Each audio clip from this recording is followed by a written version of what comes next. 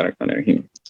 Assalamu alaikum everyone and welcome to this In Conversation series. This is In Conversation 15, Life on Land. So Alhamdulillah, 15 hamare ho chuke. Today we're in conversation, as always, light conversation with some amazing people who are doing some amazing work. And as you know, this platform is a response to the UN Secretary General's request to citizens and businesses and organizations to accelerate their action in 2022, but also come together under the framework of uniting business. So our response to that was to create this hub within Pakistan where organizations can learn, share knowledge, exchange best practice, be inspired, act as a springboard and a catalyst, and obviously accelerate their action through the number of tools and resources that we have available. So our In Conversation today is about the demands we're taking on our land. We'll look at how we can protect, restore, and promote sustainable use of our ecosystems, things like forest, desertification, and obviously biodiversity. But we'll hear all about that in a moment. First, I want to take a moment to welcome our guests. Welcome to you all. Thank you today.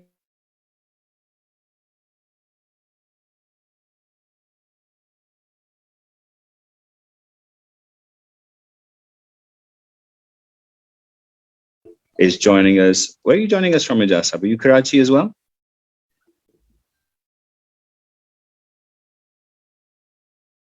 For a bit, actually, Zubair. Yes, I'm based in Karachi.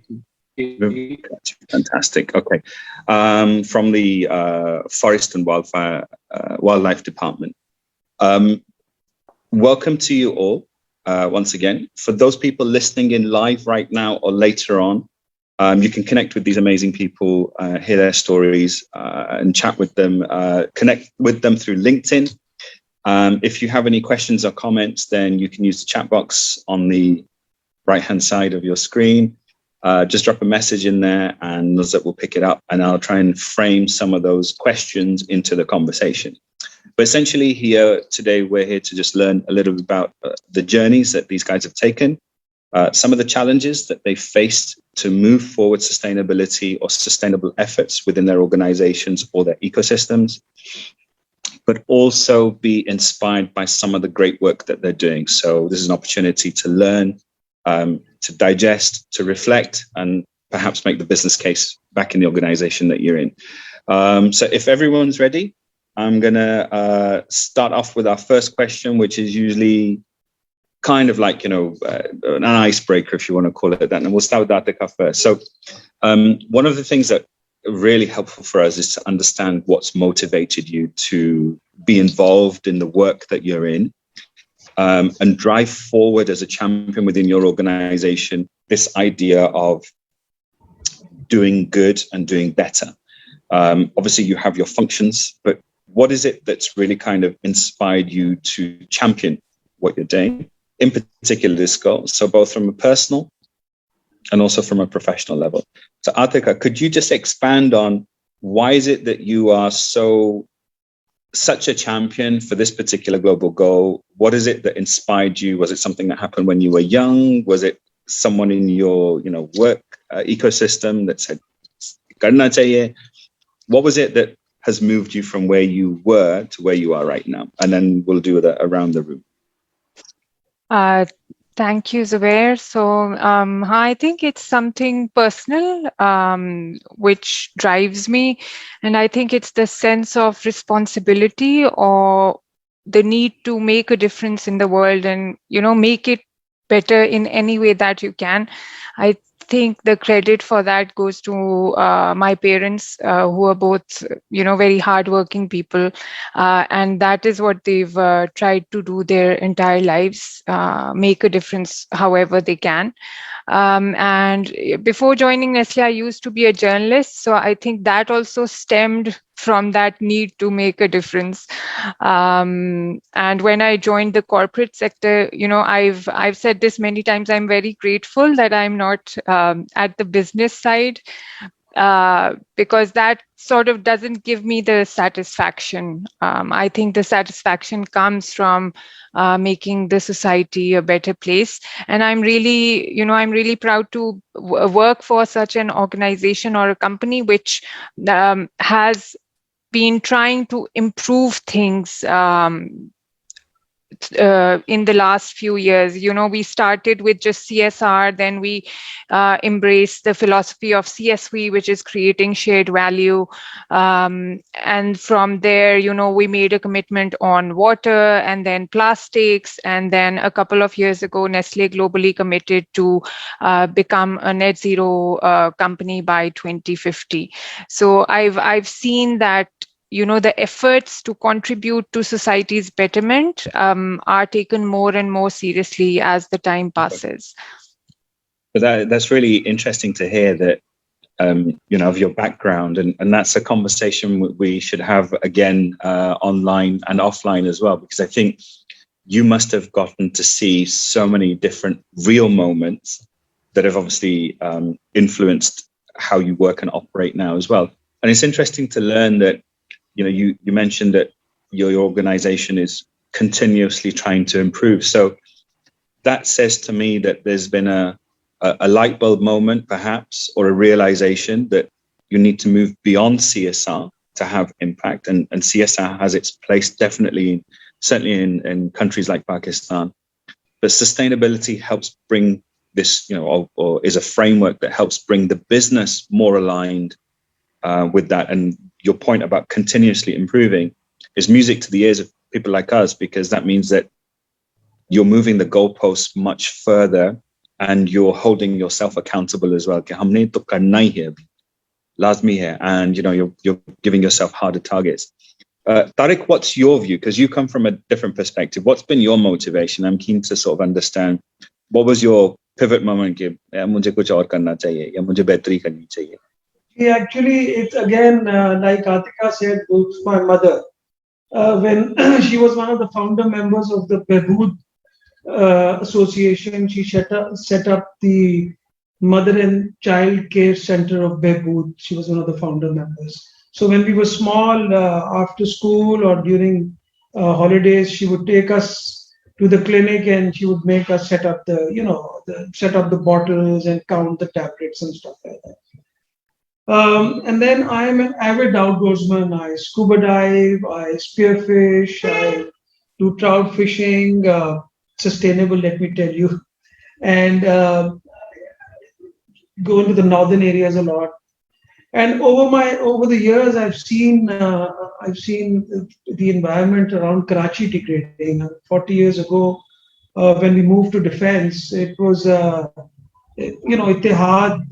Phase 8 phase 8 was water, and there used to be tens of thousands of migratory birds that would come there, flamingos, coots, teals, all these birds. And today it's a concrete jungle. So you can't stop the march of humanity, the unstoppable march of humanity, to use to put it nicely.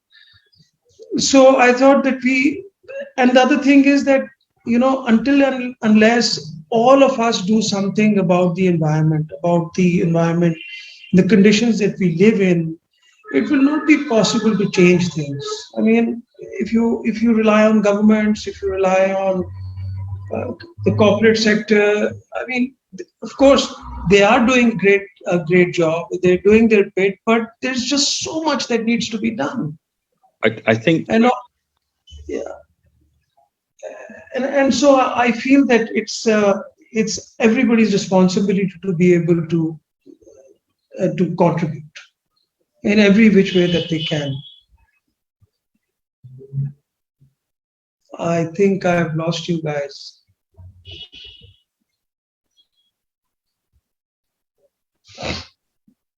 Yeah, I think Zubair के internet connection में problem शायद आ रहा है. Achha. I guess we'll wait for Zubair to come back. Yeah, no, or maybe you can expand on what exactly you're doing or how you started, at least. Well, actually, I've been doing small things since I've been working, helping here, helping there. But it was the Kashmir earthquake that really got three of us friends together, and we set up an organization called the Karachi Relief Trust. Since 2010, we built almost 6,500 homes across Pakistan. We've hosted uh, almost 30,000 flood affectees in different camps across Sindh and Balochistan. We've done a lot of work in the COVID crisis. Karachi Relief Trust is the disaster relief organization. And so whenever there's a calamity, we rise up to the occasion, and it's a completely volunteer-based organization. Are you there, Nuzar?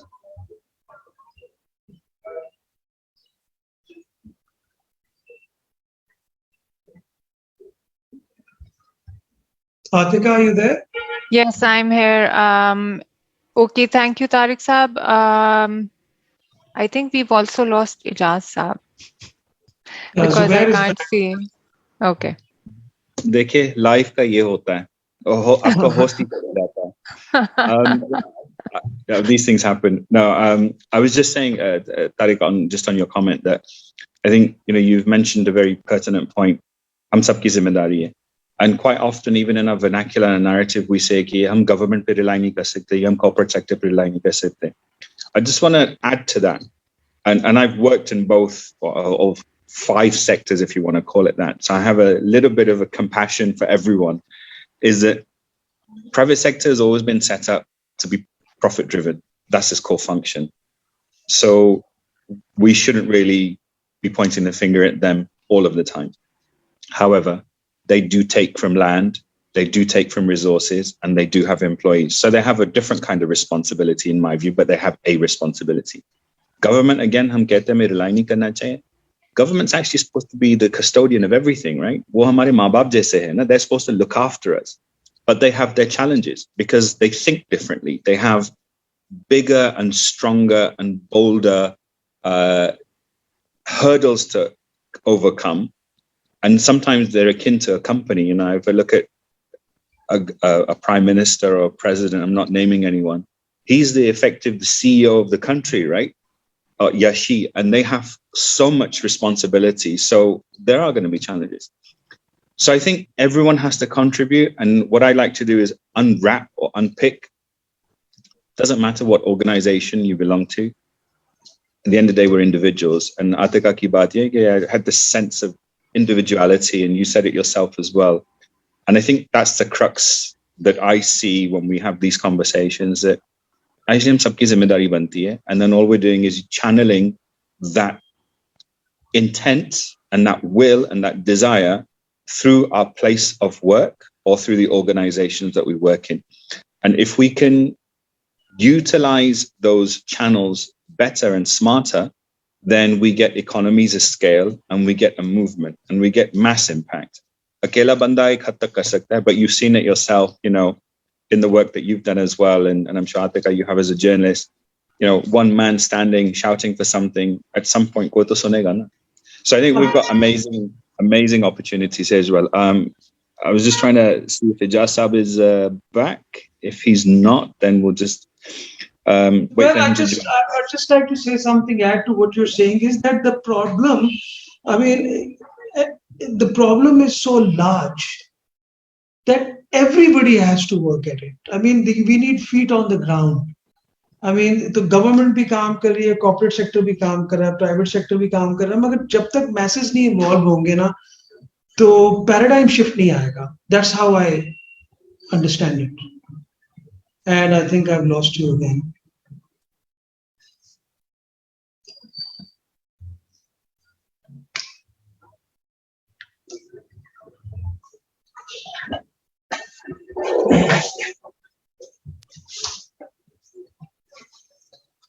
Zubair, are you there?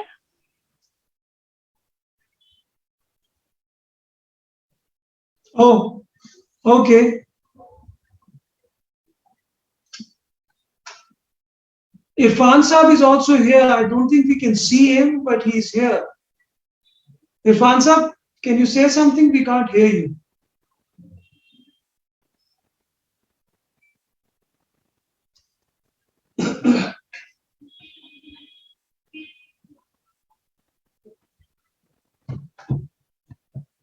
Okay, he's saying his video and audio is off. So Tariq Saab, let's build on what you were saying कि एक collective action की ज़रूरत है, and everybody throughout the community needs to be inspired to, embrace this cause, because that's the only way that we can actually achieve something. In your experience whenever you've been working for the communities in trouble, have you seen that they realize the threat of climate change and how it's impacting their lives? Because if I speak from our experience as a company, हम अभी भी अगर farmers के पास जाके उनको ये समझाने की कोशिश करें कि ये climate change जो है वो एक असल चीज है, और अगर आप अभी कुछ तब्दीलियां नहीं लाएंगे in the way that you're practicing agriculture, then your crop yield will go down. तो वो उनको वो समझ नहीं आएगी. For them, even for dairy farmers, we have to make a business case, and it's either the farmers who are risk takers, so to say, or want to try new things. या तो वो early adopters होते हैं, और या फिर there are farmers who have actually been impacted by the change in crop cycles, and they've had a bad season, and they want to make changes so that they have a good crop the following year. So आपके experience में, how has your experience been when you are involved in community work? Najib, the experience has not been very good. Actually, what you're saying is completely right. Most people have no idea of what they're doing to themselves by littering, by using overuse of chemicals, crop cycle management. Pata hi nahi, they don't know. They have no idea what they're doing to themselves. I mean, even if you go to areas now, I think there is some, in Gilgit-Baltistan, there is some consciousness coming. But I mean, you go to these places and they're all trashed out. And when I talk to the locals and I tell them, guys, this is all going under the glacier. Next time the glacier melts, all this is going to go into your water sources. They don't really know. In fact, I've seen that the locals are the biggest polluters as compared to the people who are coming from outside. So, yes, I think I agree with you. There is a dire need to educate people about what's happening to their environment and how global climate change is going to affect them. So Tariq, I was just listening, and thank you, Atika, for jumping in as co-host. I think, just on your earlier point, ye hum sabki zimmedari hai, and at the local level, there's no understanding.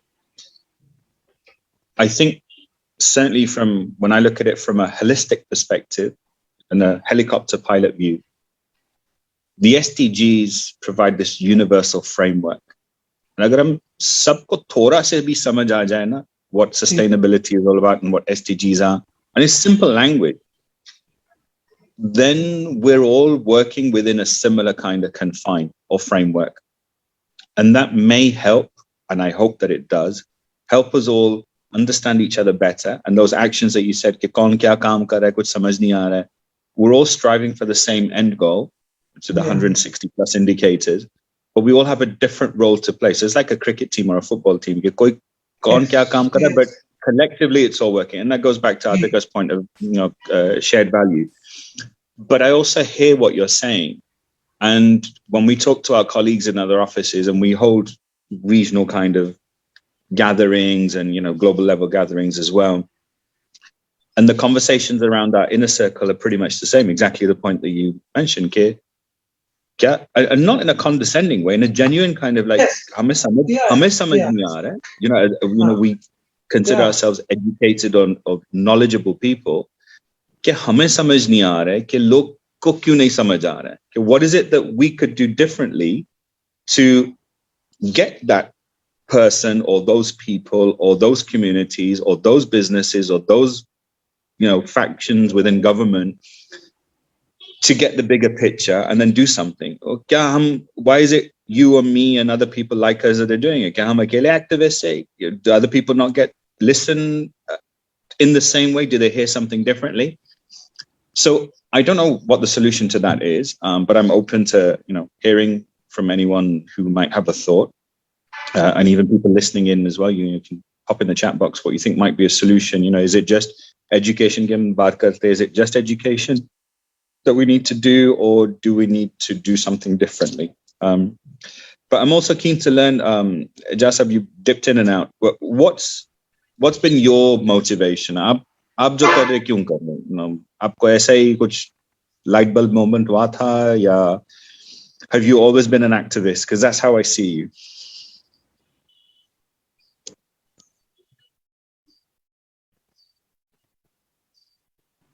Aijaz, you're on mute. Oh. Okay, now is it okay now? Yes, sir. Okay, so since I'm part of government civil service, so when we joined government service as a forestry officer way back in '89, so like in Pakistan, everyone in government service desires to be CSS officer or district manager, district management officer. So, but I think when we were in our earlier career, there was this Rio summit in Brazil. So since I have been a student of agriculture, then I went for a master's in forestry, then another rural development degree, so that perhaps I had a chance to join government service as a generalist. But I think since in my heart I was an environment activist, particularly the rural side. So for me, from day one, it was clear that I want to work for natural resources side of the environment. So that was the reason that I've stayed with this professional service. Though I left on secondment the government job and worked with international organizations as well, but that has been all along within the same environment and natural resource management background. So yes, it is, and it has been very close to my heart. Excellent. And the general question or comment for all of you, what do you think we need to now do to move forward this issue? Tariq, you mentioned that, we're trying to inform people, educate people, and we can't tar everyone with the same brush. There are some people that do understand, but perhaps they can't do something. One hand is tied behind their back, whatever their distractions in life, and this is everyone across the board. What do we need to do? So two things, I guess. And I'm looking at one of the questions that came through on social media. So not everyone can understand the bigger picture. So how do we get that message across? That's the first part.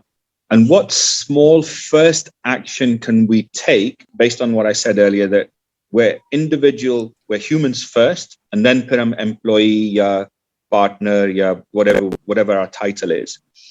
What can we do as an individual to move things forward? And I think that might help change with mindset. Given that our distractions bahut noise bhi hai. So Tariq, let me ask you that first. What do you reckon is the priority if we're to address life on land, and what can be the first step we can take to resolve that? And then Atika, and then Aijaz, back to you. Okay, so I'll give you an example of some of the work that. Well, there's two projects that we did. One was that about 3 years ago on the Pakistan's 71st birthday, I got a message, say by somebody saying that let's plant a flag, let's plant a tree instead of a flag. So I decided, knowing nothing about plantation, that we would plant 71,000 trees for Pakistan's 71st birthday.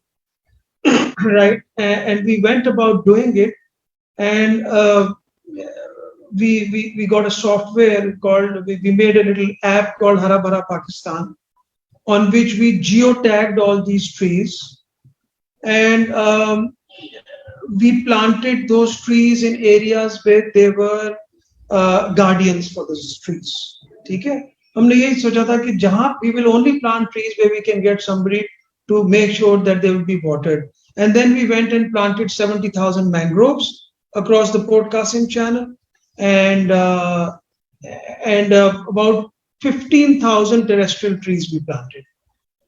The mangroves are going on at about 75-80% survival rate, which is excellent, and the trees were at about 50% survival rate. And so what we did was that all the trees that we planted inside premises were fruit trees, and those were on the roads or outside were shade-giving trees. So what we did was that, and it was all volunteer-based. So there was we had no employee. We set up a little nursery, and we were able to do this. So what we've done is we've open sourced it. For software, the app is also available. The whole process is available. We took pictures for 6 months, different pictures at different times to see how the trees were doing, etc. And then recently there was another project. I'll quickly go through that as well, which is the mosque, saving water at the mosques. Right? I believe that if I just quickly give you if we take the population of Pakistan to be 200 million people, 50% of those pray daily. 90% of the population is Muslim. 20% of the people pray in mosques.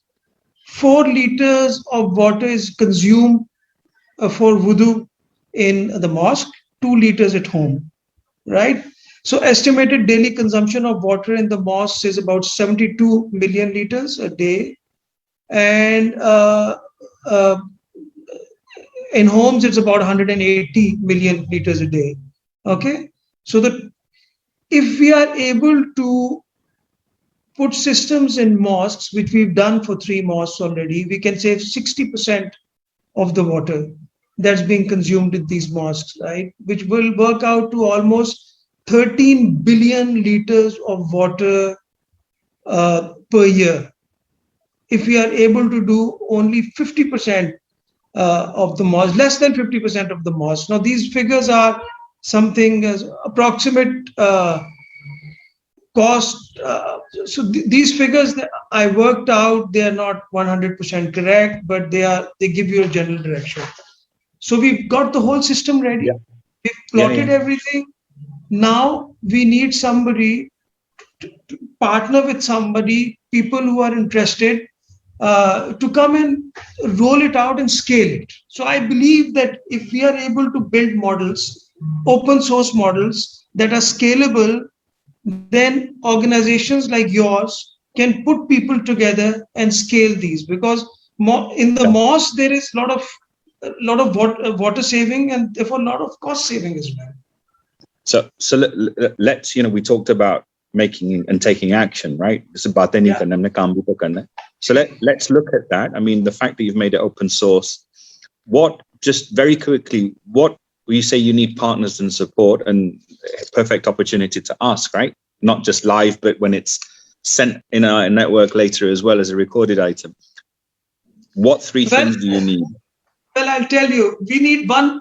Actually, if we do around 3,000 mosques in Karachi, right? Sorry, in fact, 1,500. According to the report in the Dawn, there's about 3,000 mosques in Karachi. I think there are more. If we do 50% of these mosques, right, it's going to cost around 1.5 billion rupees to do it. at 55,000 rupees per mosque, right? Now, this money, all you need is to seed it, right? If you seed it, you can go to the mosque committee and tell them, Kiji, you're buying so many tankers a month. This is 60% of the water you're going to save. So your cost is going to come down. So it's just a question of actually seeding the project, going out to the mosque committees with a little presentation or with a little tablet, explaining to them, and we've done 3 mosques in Karachi.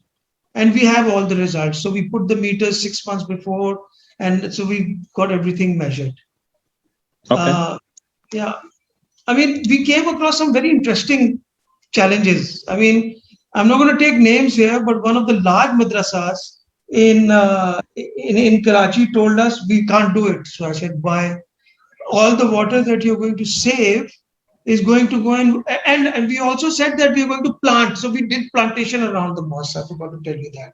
So what we were doing is that we were taking the wuzu water, right, putting it into a 4-stage septic tank, pumping the water up into an overhead tank, and installing flushes in all the bathrooms. I mean, they just use sweet water to flush the toilets with the lotus.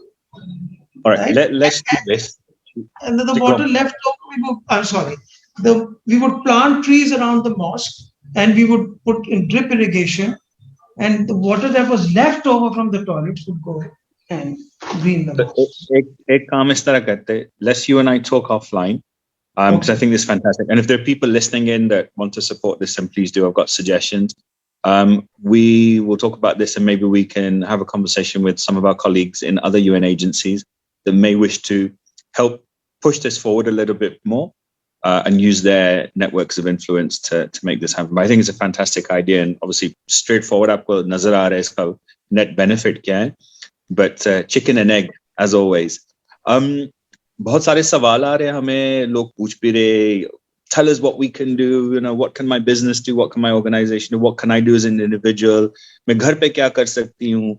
So Aijaz sahab, let's go to you. What do you think someone at home can do? Okay, ये जो हम सारे जो बातें कर रहे हैं, life on land, climate action, deforestation, all these kind of things.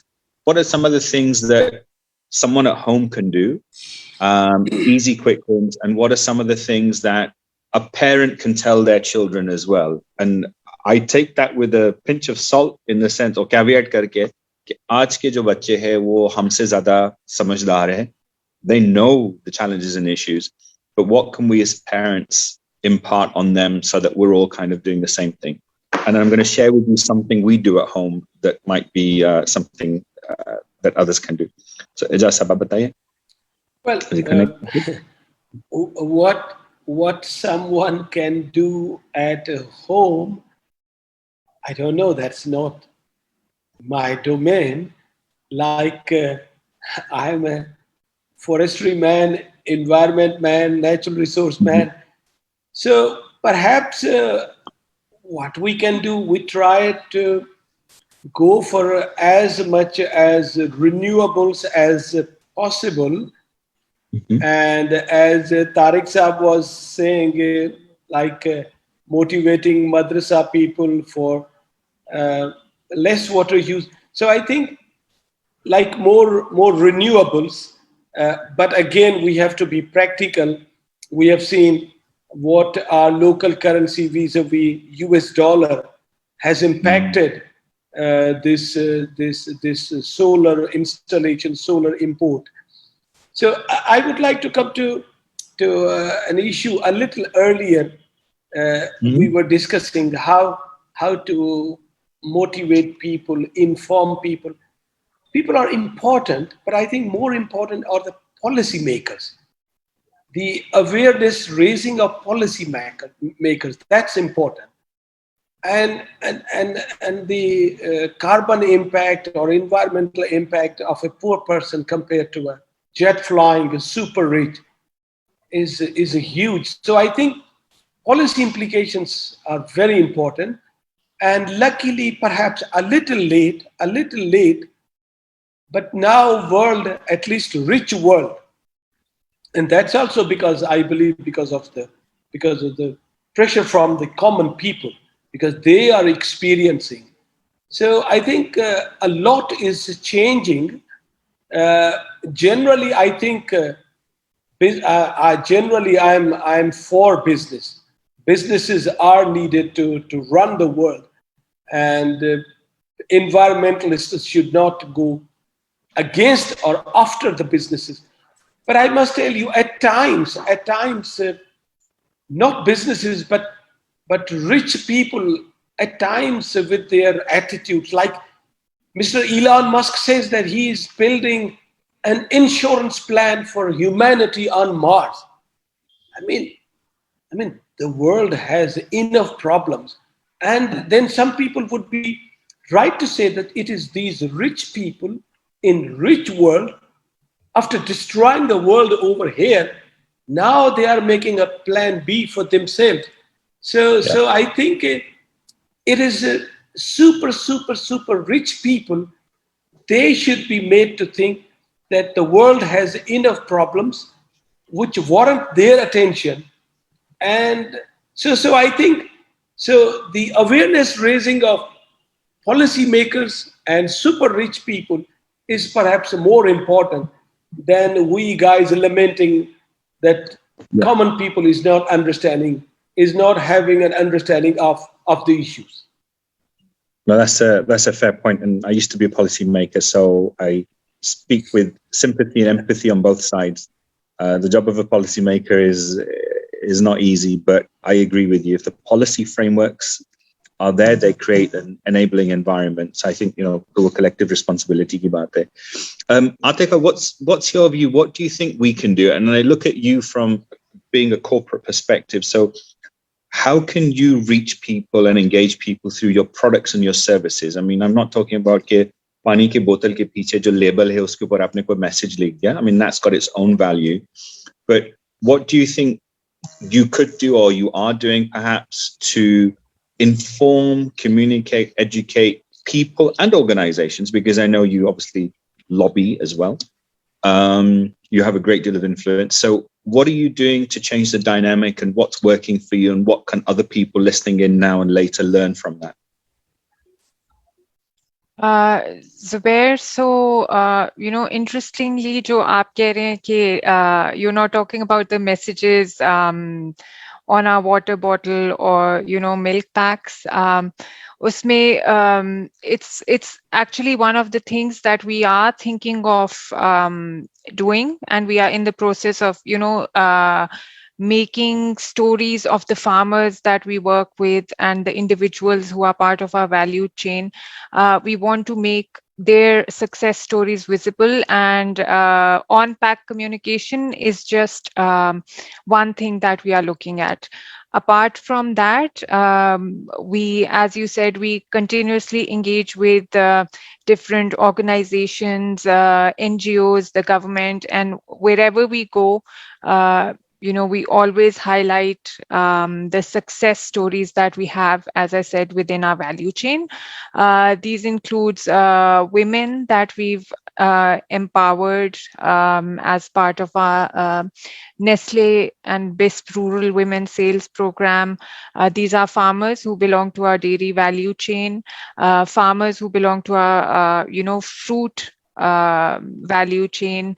And then we also have a program that we that is called Nestle for Healthier Kids. And under that program, we educate children from 6 years to 16 years. We started with just nutrition education. Now it also includes education around hygiene, around water, and with all the focus that our company has now on climate change, we are also in the process of including sustainability, a sustainability chapter within that awareness program. In addition, when I talk about, what Nestle is doing around helping to tackle the plastic waste challenge that we face. We have a program that is called TREK. It's in partnership with the World Bank and the KP government. And as part of that program, we've held a number of trainings in Galyat and in different parts of KP around how to segregate waste at source and how to responsibly dispose of it. We also had a brilliant communication campaign which we ran on radio, and it was geotagged. And the main purpose was to, again, encourage any tourists who were visiting these tourist hotspots over the summer last year to dispose of the waste responsibly. So we're trying to work at all fronts, whether it's the consumer, whether it's engagement within our company, or bigger stakeholders like the government. So yeah. No, that's interesting to hear, and I know cause-related marketing, if that's what it's referred to, messaging on the back of packets is a channel that that's used quite a lot and is very powerful. And I think it's just one of many things that it is a possible opportunity. बहुत सारे सवाल हमें ये वही आते कि what can I do to get things moving? And you've given some idea and some indication of what people could do and what you're doing as well. But from a perspective of business, if we can call it, if we refer to the businesses for a moment, what things do you think that businesses could do? And Tariq and Aijaz, more for you to kind of say, what would you like to see businesses do to make your life easier so that you can fast track and accelerate the work that you're doing? And then I think I'd like you to respond if you think that's a fair ask or not. Tariq, do you want to go first? Yeah. So what can a business organization do? To be honest with you, the Green Mosque project that we did, was also financed by Faisal Bank. So I went over to them. I spoke with them. I do their signage and branding, and I spoke with the president, and I told him that this is what we want to do, and there's 2 mosques right next to you. Let's try and do these and see how it works. And so the initial funding came from there. So some friends and family also helped. So for example, if we talk about the corporate, local corporate and international corporate companies that are in Pakistan, they can definitely help. It's part of their, for example, the State Bank's green banking objectives. There's a whole document on it. These are the things that we can easily do. If support is coming now, it's not just monetary support. The second thing is required is that for companies like, for example, just to use an example, Nestle have massive marketing budgets, and they can actually espouse these ideas and these projects and bring them to people across because they're masters at getting the message across. So funding is one thing. Secondly is to actually to propagate the projects or the message, and thirdly is to involve their employees. So for example, what I had spoken with a few banks was that let's make each branch a green branch. If we can't plant trees because there's no place, let's plant creepers. But make each employee responsible for a creeper. The way we planted in schools was, when we planted the trees was, we said, okay, class 1 till class 10 will take care of these trees. And that will be part of a project in the school. So to make it short, I feel that the companies and businesses have a huge role to play in this. And that's how I feel they can help. Okay. Aijaz bhai, aapka kya khyaal hai? What do you think private sector can do to make your life easier? Well, generally, I'm pro-business. We all need it. Okay? But the world has been devastated by fossil fuels, no doubt about it. But we all have been fossil fuel consumers. So I think if world climate has been destroyed by businesses, so it is they who can save it. So I think the right kind of market signals, and particularly this carbon market, and myself being a forester, we are getting a lot of positive signals. Like Tariq mentioned mangroves. So I mean that's my subject. Though just 1% of mangroves are in Karachi, just 1%. And they get like 99% of the negative coverage, which is actually true. Encroachment, mangrove cutting, but rest of the Sindh, 99% area, mangroves have tremendously, tree cover has gone up. Yes. I want to name international companies, but now world-renowned companies are approaching us for their emission offsetting, which is tremendously exciting. So I think the world is currently yet at this voluntary market, Yep. but hopefully soon it's going to be a compliance market where even aviation is going to be in its ambit. What I'm trying to say, if the world has been impacted negatively by the businesses, it is the businesses, if they get the right kind of incentivization, right kind of taxation. So I think businesses have a very important role to play. Very briefly, coming specifically to Pakistan issues, I think Pakistan issues, like myself being an agriculture man, we have extractive agriculture policies. I mean, like right now, wheat futures is being quoted at $400 per ton.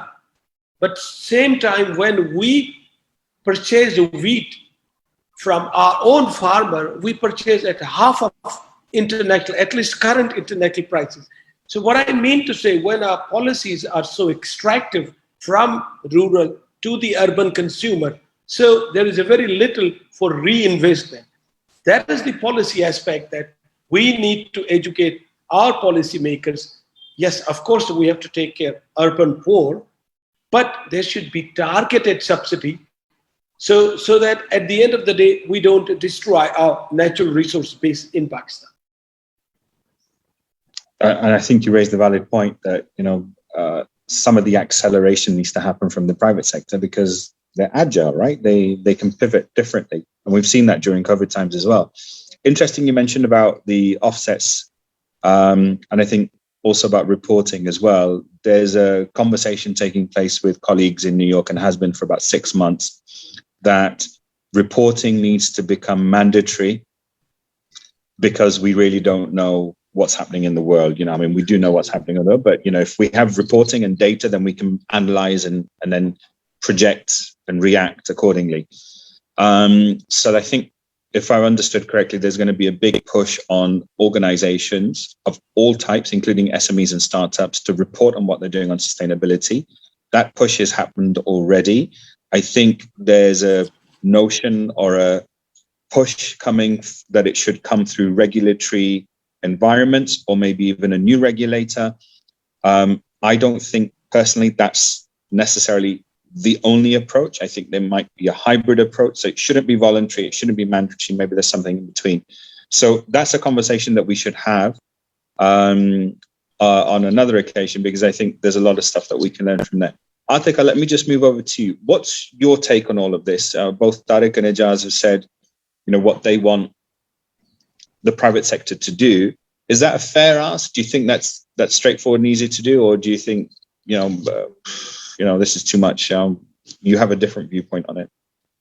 No, I think the ask is fair, Zubair, but I think we also need to keep in mind, that every business would have their own interest areas or areas that make sense for them. The initiative that Tariq Saab was talking about, the Green Mosque initiative, it does sound exciting.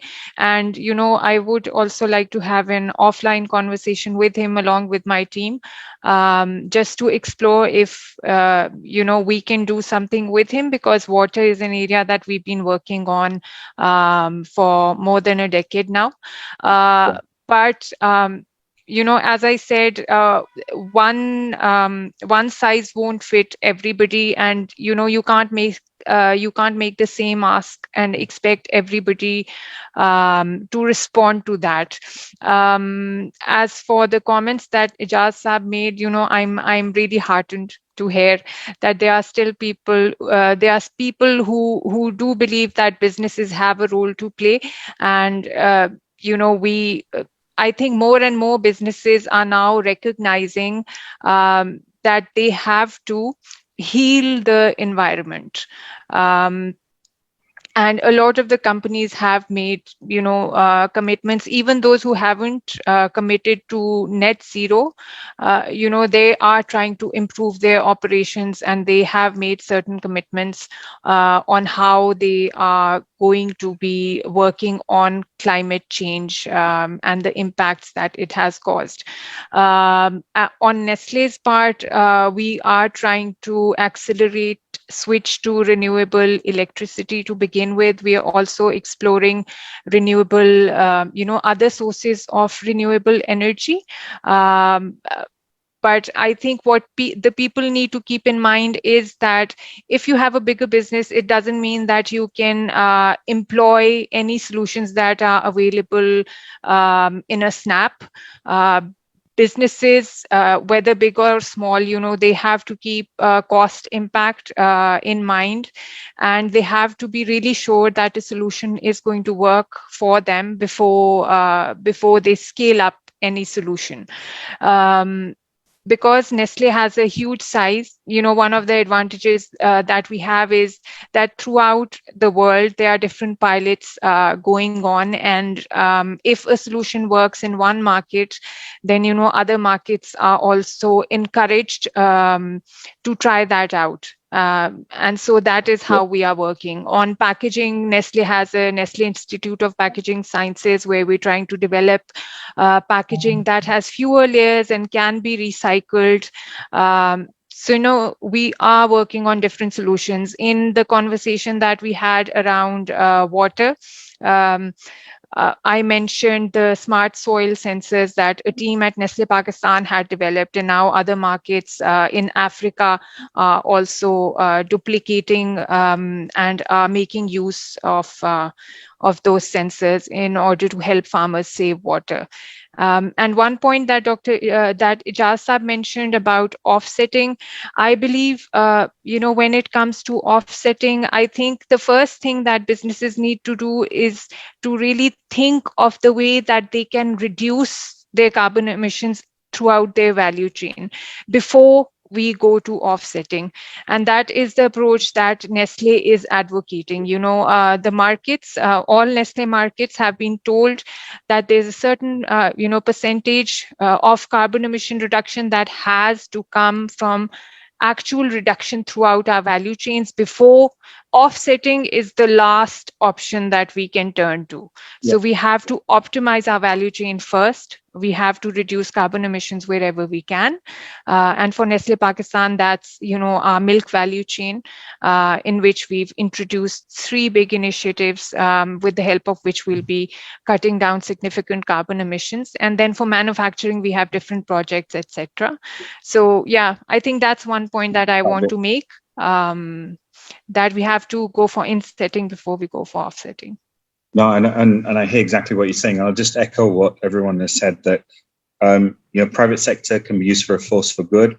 It is a platform to accelerate, and I think more and more businesses are understanding. And obviously, we're one of the agencies that are primary focus to work with the private sector to create that enabling environment so that they can accelerate whatever actions they're doing, but also learn from others within the ecosystem. So we really have an opportunity to do a great deal of stuff through the private sector and policymakers and civil organizations alike as well. And just on your point about the work that you're doing, I think one thing that corporations do is, whatever they're doing in terms of action, the fact that they've got a customer base and a stakeholder base and a employee base is that they can advocate and they can use their mouthpiece to voice certain things and then help people move along that journey. You mentioned about offsetting, and I completely agree with you on that. I think offsetting is a bit of a trade-off, but I think it's one of the options available. And for companies who are still looking at what they can do, and you mentioned the point, let's try and look at operational lines and where else you can save or improve. The Global Compact Network in Pakistan offers a solution to that. So here's product pitch time. It's called SDG Me. It's a baseline reporting assessment, rapid assessment. Usse pata chal jayega ki where you are against all of the indicators. So it might be a first point to start to say, okay, well, if I'm 67% on my climate action, then what more could I do? And there'll be some guidance on that to move further up to improve your efforts, as it were. Waqt hamare paas itna hi tha, to talk about so many things, and we had some technology issues as well. We will definitely invite you back to have more conversation, because that's the whole point. And just before we go, I always ask of my guests to take a moment of reflection. The last 2 years have taught us that very much so.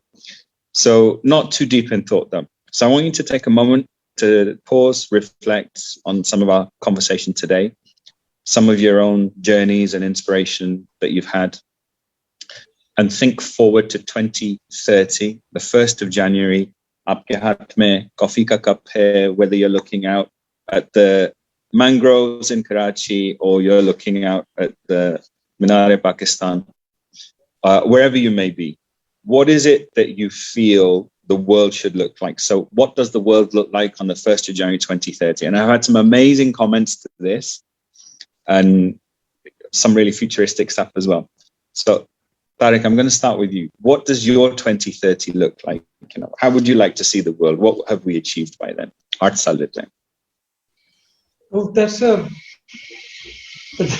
on the spot, right? That is on the spot. I feel that to be honest with you, I would like to see the environment like it was 50 years ago. Okay. Actually, it's a retro because I remember the birds. We are losing all our biodiversity. I just would like to see the world get more conscious about the environment and take and roll back what we've done so far. That's how I feel about it. That's a nice vision. Yeah. I can see a greener place. And one more thing is that everybody, you see, actually, Zubair, the thing is that just as we brush our teeth every morning, the first thing we do, we have to think about doing good. Every one of us, just as we brush our teeth every morning, each one of us has to think about what good they're going to do today. That is completely contextually different from what kya acha karna hai. So if we are able to do this, 2030 is going to be much better than it is today. I'm excited already listening to you, and I have some thoughts in my head. Some baad mein baat karte hain. Aijaz sahab, what does your 1st of January 2030 look like?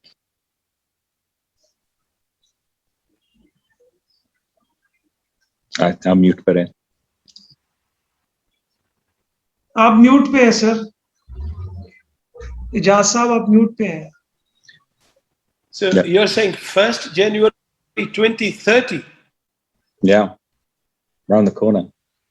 Well, that is a little bit too longish term.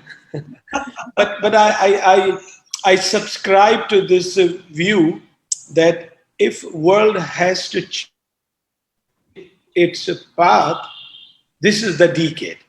This is the decade.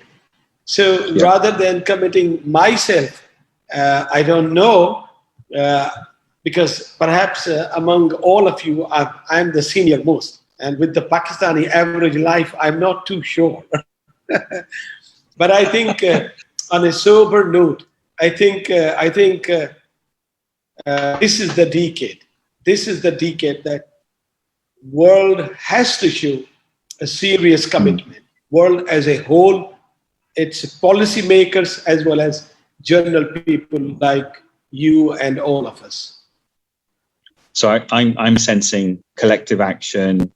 I'm going to use Atika's phrase, shared value, working together, collaboration. And I think that's definitely 2022. Certainly in Pakistan, I'm seeing that already. Atika, what does your 1st of January 2030 look like? And will you still be in Lahore? Yeah, because I'm in Lahore, I hope it's smog free, because winters are terrible. You can't go out, you can't breathe. Even if for a few seconds, your eyes start burning, your throat starts burning. So I seriously hope that there's no smog in Lahore on January 1st, 2030. In addition, there was a novel that I read. I think it's Kim Robinson or someone with a similar name. He's written a novel about climate change and what can horribly go wrong. So he's created this scene in India where, people actually roast to death because of how hot it is and because of the humidity, and the people can't perspire. So, it's a horrible, horrible scene that stays with you.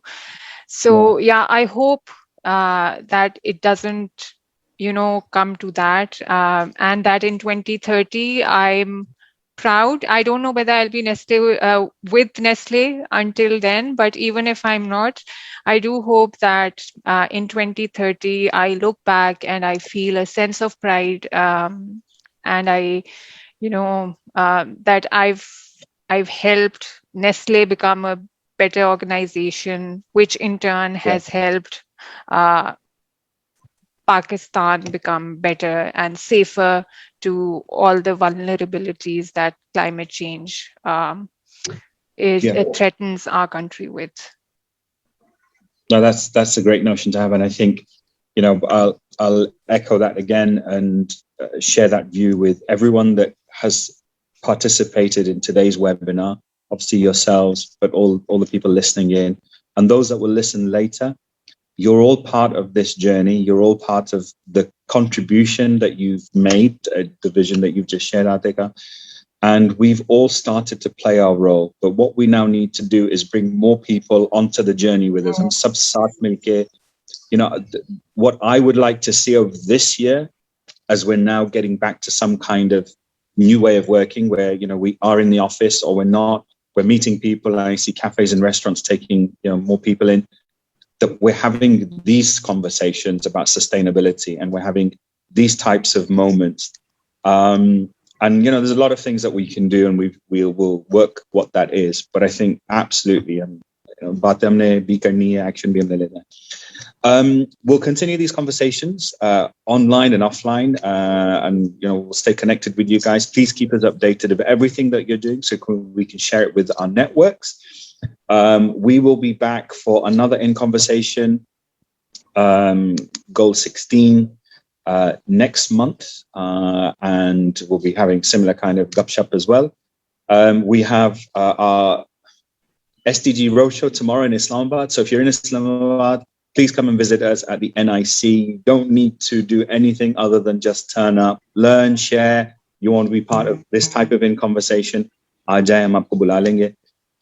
Just log on to LinkedIn, find our page, and then just register with a yes, I'm attending, just so we know we've got enough chai and coffee for everyone. That's the main concern.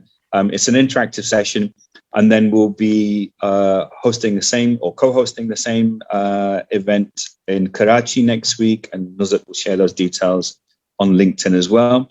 We have a whole host of other things that we're doing, and we're starting our voluntary national review data collection. So we'll be reaching out to the private sector for that.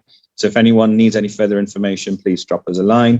And as ever, whenever you're posting on social media, please do remember hashtag Uniting Business and UN Global Compact Network Pakistan. Tell all your friends that you're part of the journey, inspire more people, share with us what you're doing so we can share that wider. And then we'll start making some great strides in moving things forward, as Tariq alluded to earlier. Action, action, action. TK, chale. So again, to all our guests, Jazakallah, thank you so much for joining us today. It was an absolute pleasure. Bahut kuch seekhne ko mila. I could talk to you for hours. So we'll do that again, inshallah, soon. And for everyone else that took the time to join in, despite the internet connectivity issues, thank you for your time. Thank you for your questions. Thank you for being part of this journey. And as just to wrap up, just to Tariq's words, think when you're brushing your teeth in the morning, think, Aaj mujhe acha kya karna hai? Acha kaam kya karna hai? What good am I going to do today? Maybe that should be a hashtag, Tariq, and we could all send you, what am I doing today? Bombard ho jayenge aap email se subah, WhatsApp messages se. So maybe we start that. TK, chale. Like I say, thank you so much for your time, and we'll be back again, inshallah, very soon with more in conversation, more light, gupshup, insight, stories, and how we're accelerating action towards 2030. Take care. Allah Hafiz.